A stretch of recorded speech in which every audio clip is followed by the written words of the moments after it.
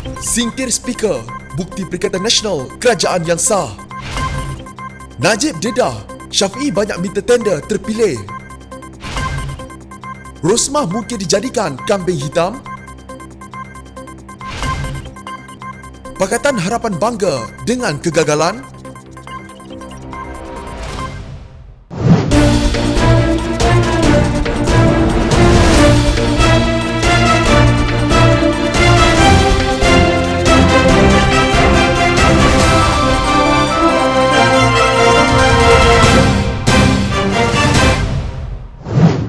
Kejayaan Kerajaan Perikatan Nasional melepasi usul mengosongkan kerusi Speaker Dewan Rakyat menggambarkan Perdana Menteri Tan Sri Muhyiddin Yassin menerima sokongan yang cukup daripada ahli parlimen. Ia juga membuktikan Kerajaan Perikatan Nasional juga mendapat sokongan yang cukup untuk mentadbir, kata pakar perlembagaan yang juga fellow penyelidik undang-undang dan perlembagaan Pusat Polisi Perdana Universiti Teknologi Malaysia atau UTM, Dr. Muhammad Fatih Yusof. Meskipun sebelum ini wujud pertikaian terhadap pemilihan Muhyiddin, namun keputusan ini sepatutnya membuka mata pembangkang tentang kedudukan Perdana Menteri itu dan Perikatan Nasional. Kemampuan Kerajaan Perikatan Nasional melepasi ujian kelulusan usul pengosongan kerusi yang di-Pertua Dewan Rakyat adalah satu gambaran berkaitan tahap sokongan ahli-ahli Dewan Rakyat terhadap Perdana Menteri Tan Sri Muhyiddin Yassin. Dapat disimpulkan bahawa Kerajaan Perikatan Nasional mempunyai cukup sokongan untuk terus mentadbir. Selama ini Kerajaan Perikatan Nasional dituduh sebagai kerajaan yang tidak mempunyai keabsahan,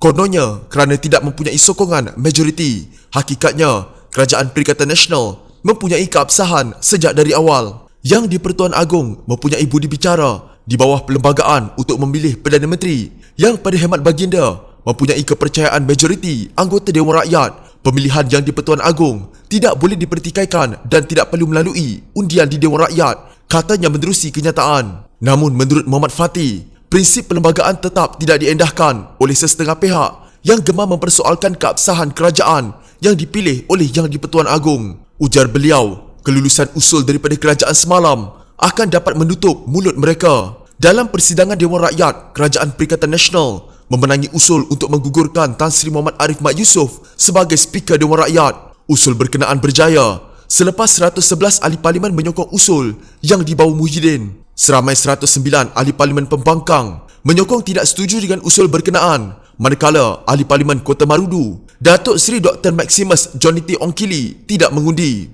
Mengulas lanjut, Muhammad Fatih tidak menolak jumlah undian, menunjukkan sokongan terhadap Perikatan Nasional sangat nipis. Justru kerajaan perlu melaksanakan tanggungjawab kepada rakyat sebaik mungkin. Cuma persoalan yang timbul ialah dari sudut tahap sokongan yang sangat nipis. Dalam hal ini, Kerajaan Perikatan Nasional mempunyai tanggungjawab besar untuk melaksanakan tugas dengan cara yang terbaik demi kebaikan rakyat agar sokongan rakyat dapat mendorong ahli-ahli parlimen memberikan kepercayaan yang padu kepada kerajaan. Jelasnya, katanya pembangkang boleh menggunakan jumlah undian sebagai kekuatan untuk melaksanakan semak dan imbang kepada kerajaan. Kerana cara ini pada akhirnya akan memberi manfaat kepada rakyat. Dari perspektif yang lain pula, kekuatan yang ada pada pembangkang dari sudut bilangan kerusi parlimen boleh meningkatkan budaya semak dan imbang demi untuk kebaikan rakyat adalah diharapkan tidak berlaku usaha untuk membeli wakil rakyat demi kepentingan politik sempit, tambah beliau.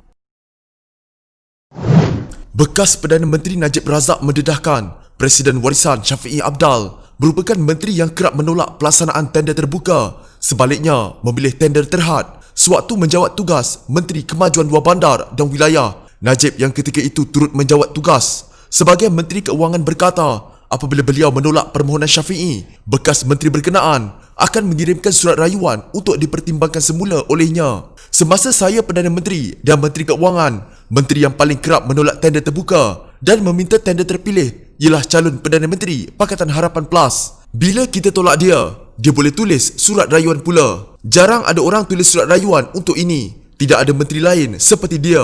Sehingga surat permohonan untuk tender terhad dan surat rayuan bertimbun-timbun di Kementerian Keuangan, katanya dalam satu kenyataan di Facebook. Najib turut memuat naik gambar dua pucuk surat yang ditandatangani oleh Syafiee pada 2013 dan dikirim kepada Najib dan bekas Menteri Keuangan 2 Ahmad Husni Muhammad Hanazlah. Dalam surat kepada Najib, Syafiee merayu supaya beliau menimbangkan semula secara tender terpilih projek laluan alternatif menghubungkan Parit Jalil dan Bakau Condong di Batu Pahat, Johor. Surat kedua yang ditujukan kepada Husni pula merayu pertimbangan semula tender terpilih bagi pelaksanaan projek membina jalan ke mini estate sejahtera Kampung Timpagu Laut, Penampang, Sabah. Najib berkata, Syafiee pada suatu ketika pernah menzahirkan rasa tidak puas hati atas tindakannya menolak permintaan beliau pada waktu itu. Bila dia jadi Perdana Menteri ke-9 PH+, bolehlah dia luluskan tender-tender dia sendiri pada masa depan.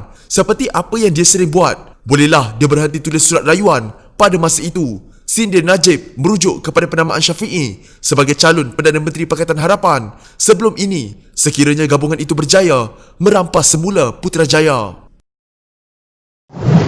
Perbicaraan kes rasuah membabitkan Datin Seri Rosmah Mansor yang masuk hari ke-16 dijangka akan menjadi lebih menarik dengan kehadiran saksi pendakwaan iaitu pengarah urusan Jepak Holdings Saidi Abang Samsudin. Rosmah yang merupakan isteri bekas Perdana Menteri Datuk Seri Najib Razak ketika ini sedang berdepan dengan satu pertuduhan meminta RM187.5 juta dan dua pertuduhan menerima suapan RM6.5 juta daripada Saidi bagi dan pemasangan tenaga solar. Sebelum ini, saksi ke-12, bekas Ketua Setiausaha Kementerian Pendidikan Malaysia KPM Datuk Seri Alias Ahmad diasak berkali-kali oleh Peguam Bela Datuk Akberdin Abdul Kadir berikutan keterangan yang diberikan olehnya seolah-olah bercanggah dan konsisten. Malah ada satu ketikanya Alias kelihatan begitu teragak-agak dan kaget apabila disoal seandainya beliau mengenali Saidi memandangkan ada dakwaan beliau bermain golf selain menjemputnya ke majlis perkahwinan anaknya sebelum ini. Walaupun pada awalnya Alias menafikan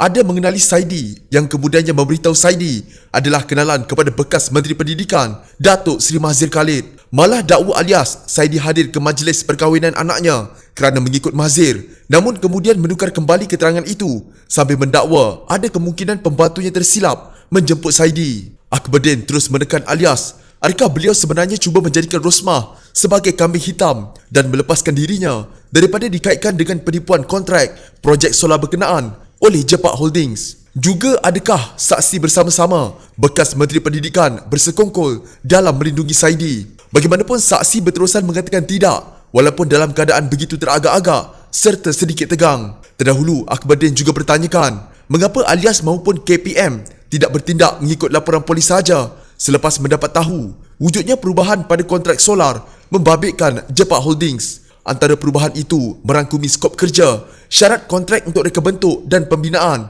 serta peruntukan khas penyelenggaraan. Apabila perkara itu diketahui oleh KPM selepas bermesyuarat beberapa kali, pihaknya telah memutuskan 3 langkah yang harus diambil, antaranya melakukan siasatan dalaman, meminda kontrak berkenaan dan membuat laporan polis. Namun Alias mengakui sehingga bersara beliau tidak pernah membuat laporan polis walaupun sedia maklum dengan apa yang telah berlaku berhubung pindaan kontrak tersebut. Ketika itu Alias sekali lagi memberikan alasan ada kemungkinan laporan polis tidak dilakukan kerana Suruhanjaya Pencegahan Rasuah Malaysia SPRM mula menyiasat tentangnya. Bagaimanapun Akberdin mengingatkan saksi bahawa ketika itu SPRM belum lagi mula menyiasat tentangnya pada masa itu.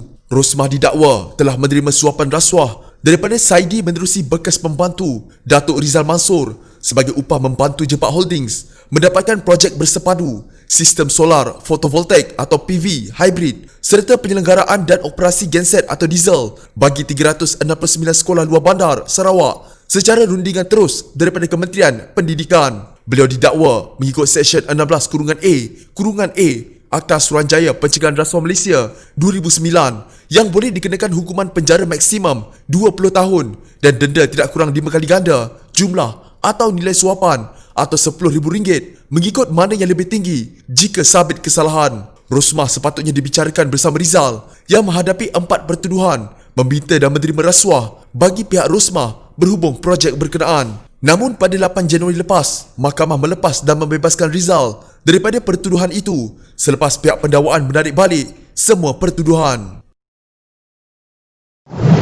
Bekas Perdana Menteri Najib Razak berkata, jawapan Parlimen semalam mengesahkan aset-aset lembaga tabung haji telah dipindahkan ke Kementerian Keuangan selari dengan pelan pemulihan atau bailout bernilai RM19.9 bilion yang dilaksanakan Kerajaan Pakatan Harapan pada tahun 2019. Beliau secara sinis berkata, jawapan itu membuktikan bahawa Kerajaan Pakatan Harapan sebelum ini gagal dalam urus tadbir institusi ekonomi umat Islam itu. Dalam jawapan Parlimen semalam, Kerajaan Perikatan Nasional mengesahkan aset-aset tabung haji sudah dipindah ke Kementerian Keuangan selari dengan pelan pemulihan atau bailout bernilai 19.9 bilion ringgit yang dilaksanakan Kerajaan Pakatan Harapan pada permulaan tahun 2019. Sebab apa bailout kerajaan diperlukan bagi tabung haji? Sebab selepas Pakatan Harapan menang PRU14, pasaran saham Malaysia menjunam dan menjadi pasaran saham paling corot dalam dunia. Lebih 52% aset tabung haji masa itu adalah di dalam pasaran saham kita, tulis Najib dalam satu hantaran di Facebooknya. Jelas ekonomi nilai aset tabung haji menjunam teruk, maka Pakatan Harapan memainkan propaganda bahawa tabung haji di bawah Kerajaan Barisan Nasional sebelum ini telah menipu akaun yang mana badan itu defisit 4.1 bilion ringgit pada akhir tahun 2017 dan tabung haji perlu menjual aset untuk memulihkannya. Akibatnya, kata Najib, defisit yang ditipu Pakatan Harapan sebanyak 4.1 bilion ringgit pada akhir tahun 2017 menjadi defisit sebanyak 17.8 bilion ringgit pada permulaan tahun 2019. Sebab itu dakwanya, Kerajaan Pakatan Harapan menjual aset 19.9 bilion ringgit kepada syarikat tujuan khas dimiliki Kementerian Keuangan sebagai bailout. Katanya amat malang apabila pemimpin Pakatan Harapan bersyukur dengan jawapan Kerajaan Perikatan Nasional dengan merujuk kenyataan Setiausaha Agong PKR Saifuddin Nasution Ismail di Facebooknya. Dengan memuat naik salinan jawapan pertanyaan lisan di Facebooknya, Saifuddin berkata ia membuktikan bahawa tabung haji tidak pernah dijual. Alhamdulillah, terjawab sudah dan terselah kebenaran bahawa tabung haji tidak pernah dijual, malah semakin pulih prestasi keuangannya, tulis Saifuddin. Menurut jawapan bertulis itu, tabung haji kini mencatat lebihan aset sebanyak 1.9 bilion ringgit. Menurut Perdana Menteri Muhyiddin Yassin, laporan prestasi tabung haji pada setengah tahun pertama 2020 menunjukkan aset yang dimiliki agensi itu ialah sebanyak 78 bilion ringgit. Kedudukan terkini aset tabung haji pada 30 Jun seperti yang diumumkan dalam laporan prestasi setengah tahun pertama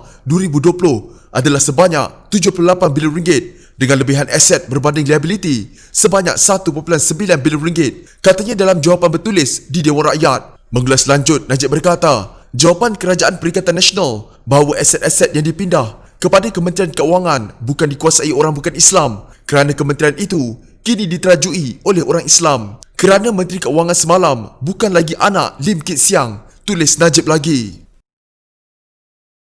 Jika anda mempunyai gejala seperti demam, batuk dan sesak nafas, jangan berlengah untuk terus ke klinik atau hospital bagi menjalani ujian saringan. Bersama kita tangani wabak COVID-19.